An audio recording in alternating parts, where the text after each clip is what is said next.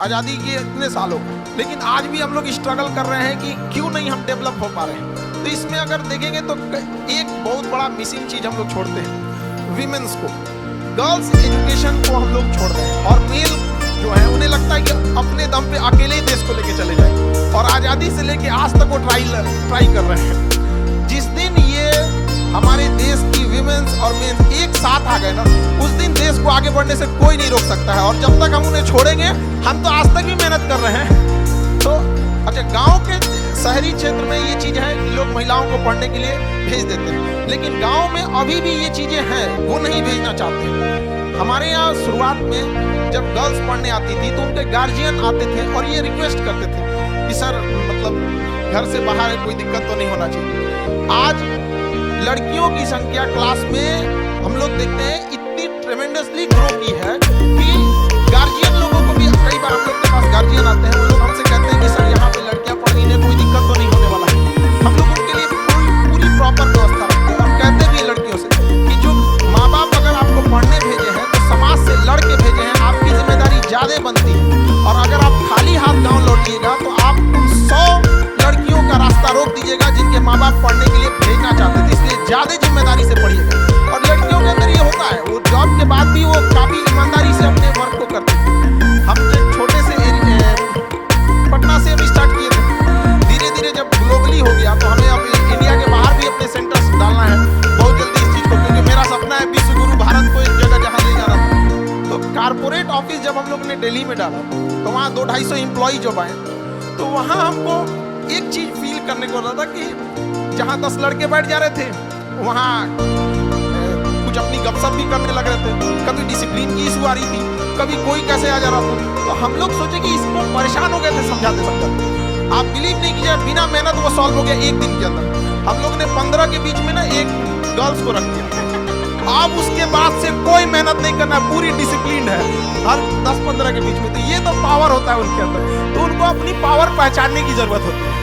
कई बार ना वो इतनी फ्रस्ट्रेट कर दिया जाता है उनको ना कि वो जिस लड़ाई को लड़ना चाहती है वो उससे भटक जाती है, क्योंकि उनको ना उनका अपनी शक्ति, उनके अंदर पावर है। जिस तरह से जामवंत की जरूरत थी हनुमान जी को उनकी शक्ति बताने के लिए, उस तरह से महिलाओं को भी अपनी शक्ति पहचानने की जरूरत है। और जिस दिन क्लास में, हम तो यही कहते हैं, जिस दिन किसी शिक्षण संस्थान में एजुकेशन वाले जितने लड़के हैं उतनी लड़कियां हो जाएंगी, तो फिर ज्यादा दिक्कत नहीं आने वाले कुछ समय में देश अपने से बदला हुआ नजर आने लगेगा। क्योंकि शिक्षा ही एक ऐसा जगह है, एक ऐसा हथियार है जिससे हम हर तरह की कुरीतियों से लड़ सकते हैं।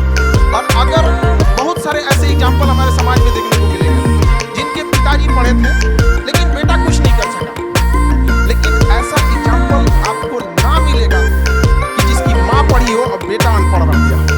ये एक जिम्मेदारी होती है माँ की। हमको अभी भी याद है जब हम लोग पढ़ाई करते थे, मेरा कुछ अभी स्टूडेंट लाइफ में थे, तो मेरी मम्मी के पेट में पथरी थी। तो वो डॉक्टर कह रहा था कि इसका इलाज करा लीजिए, बहुत रिस्की हो सकता है। लेकिन मेरी मम्मी कहे कि नहीं, ये पैसा दे देंगे ना तो मेरा बेटवा पढ़ेगा कैसे। उस पथरी के पत्थर लेके मेरी मम्मी ने मेरा फीस भरा था। और हमको आज भी याद है कि हमको ना जब एग्जाम में हम लिख रहे थे तो मेरा ना वो हाथ कांप रहा था कि हमको किसी भी तरह से सक्सेस होना है, वरना हम अपनी माँ के लिए जिम्मेदार हम ही होंगे। तो मेरी मम्मी पढ़ी नहीं, लेकिन हम इतना तो कहते हैं कि अगर माँ पढ़ी नहीं हमको यहाँ पहुँचा दी, अगर पढ़ी रहती तो कहाँ पहुँचा देती। ये एक पावर होता है विमेंस का।